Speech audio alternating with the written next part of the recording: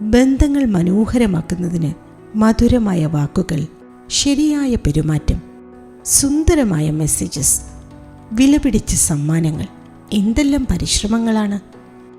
എന്നാൽ ഉള്ളിൽ പഴയ കാര്യങ്ങളും ദേഷ്യവും അലതല്ലുന്നു. എന്തെങ്കിലും ഒരു കാര്യം മതി ബന്ധങ്ങളെ അപ്പാടെ ഇല്ലാതാക്കാൻ. ബന്ധങ്ങളെ സംരക്ഷിക്കാൻ പുറത്തല്ല പരിശ്രമിക്കേണ്ടത്. ബന്ധങ്ങളുടെ അടിത്തറ ഉള്ളിലാണ് ദൃഢമാകേണ്ടത്.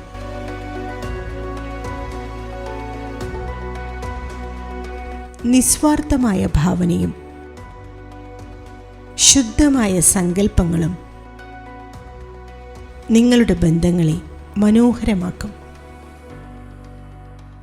ബന്ധങ്ങളുടെ ദൃഢതയ്ക്ക് പുറമേ മാത്രമല്ല, ഉള്ളിലും അറ്റൻഷൻ വേണം.